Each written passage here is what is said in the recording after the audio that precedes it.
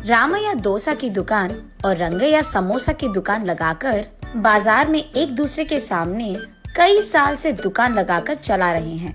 अब इन दोनों की एक दूसरे के साथ बिल्कुल नहीं जमती। रंगैया को हमेशा जलन होती थी कि रामैया उससे ज्यादा कमा रहा है।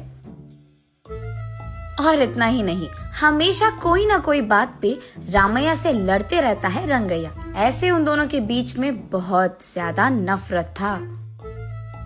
एक दिन शहर में पढ़ रहे रामैया का बेटा रमेश घर आता है।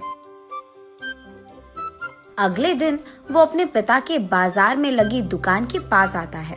वहाँ चल रही व्यापार को देख रमेश अपने पिता से ऐसे कहता है, पापा, आप हमारे दुकान में ज्यादा ग्राहक लाकर ज्यादा पैसा कमाने के मार्ग नहीं सोचते हो क्या?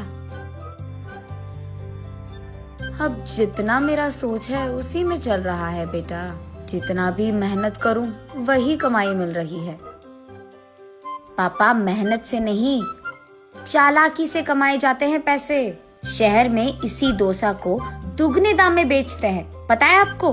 अब शहर के दाम में यहाँ कैसे बेचेंगे बेटा? अगर दाम बढ़ा भी देना तो कोई भी खाने नहीं आएगा।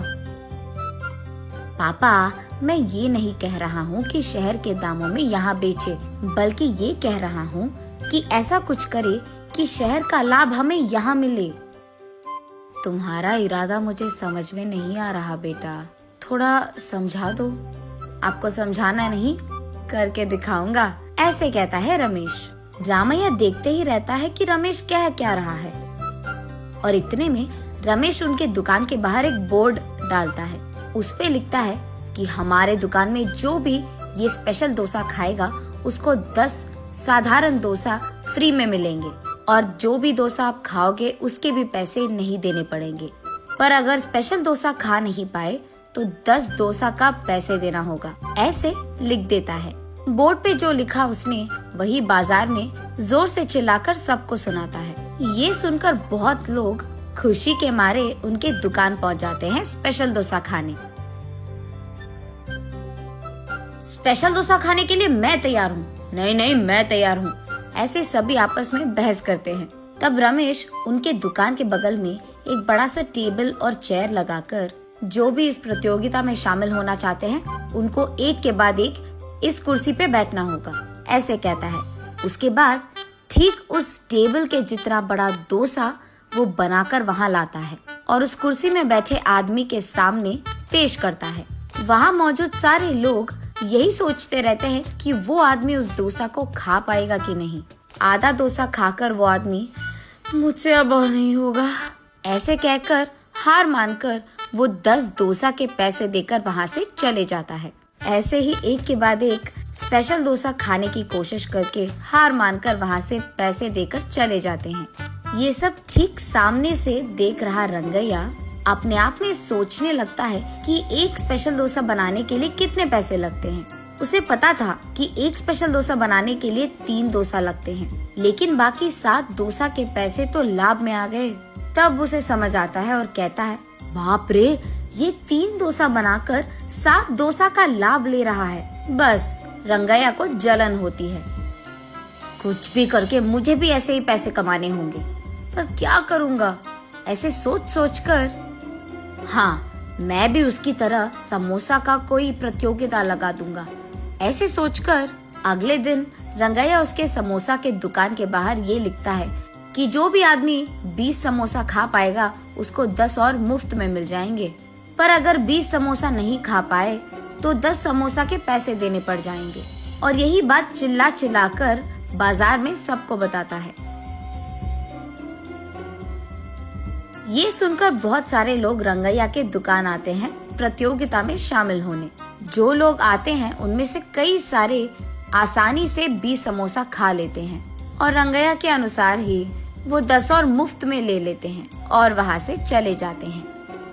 ये देख रंगैया को चक्कर आ जाता है।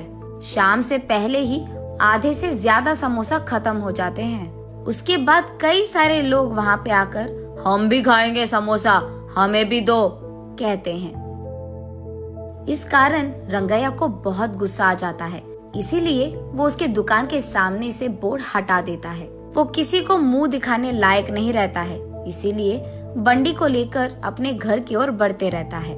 आज तो मैं 1 भी रुपए नहीं कमाया और उल्टा जो भी समोसे थे वो भी बेच दिया मुफ्त में। उसे चक्कर आकर वो नीचे गिर जाता है। आंखें खोलने पर रंगैया एक अस्पताल के बेड पर रहता है। उसके बगल में उसकी बीवी रहती है। मुझे क्या हुआ? मैं कहाँ हूँ? ऐसे पूछता है रंगैया। आपको चक्कर आकर नीचे गिर गए थे, कोई अजनबी आपको यहाँ छोड़ गया, ऐसे कहती है रंगैया की पत्नी। छा, आज सब कुछ नष्ट ही हो गया, सब बुरा हो रहा है। अरे क्या हुआ जी, आप इतने गुस्से में क्यों हो? वैसे आप शाम तक घर की मुंह भी नहीं देखते हैं, लेकिन आज दोपहर से पहले आपके समोसे खत्म हो गए और आप घर भी आ रहे थे। इसलिए वो जो कुछ भी हुआ अपने बीवी को समझाता है। हाय भगवान, मेरा मूर्ख पति, आप बस ये सोच रहे थे कि कितने डोसे बेचने पर उनको कितना लाभ मिल रहा है, लेकिन आपने एक बार भी ये नहीं सोचा कि कितने समोसे बेचने में आपको कितना लाभ आएगा। ये प्रतियोगिता शुरू करने से पहले आपको ये सब सोचना था, आपने सोचा भी नहीं, ये तो होना ही था। तब रंगैया को समझ आता है कि किसी और को देखकर हमें वही काम नहीं दोहराना चाहिए और पहले खुद की देखना चाहिए। कुछ करने से पहले 100 बार सोचना भी चाहिए, तब हम सब खुश रह पाएंगे। ये समझता है रंगैया।